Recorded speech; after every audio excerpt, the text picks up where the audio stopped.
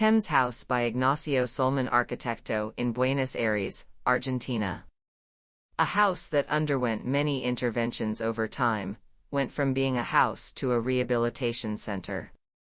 The new owners bought the place to turn it back into a residence, initially just for the couple. They needed a single-story house with the condition of being able to expand in the future to a second level. The first intervention consists of opening up the space, which involves demolishing parts of the back and front to create 3 courtyards.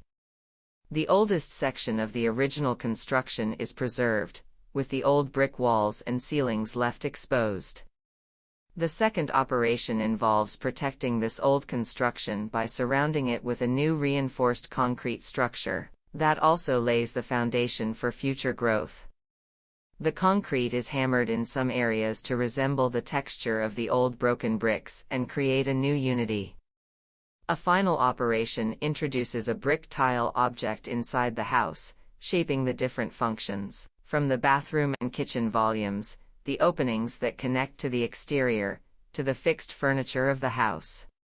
Brick tiles are chosen for their human scale, more adaptable than concrete, and because they are the predominant material in the existing construction. Inside, the brick tiles are painted white to create a contrast, while outside they are left exposed, blending the old walls with the new brick tiles.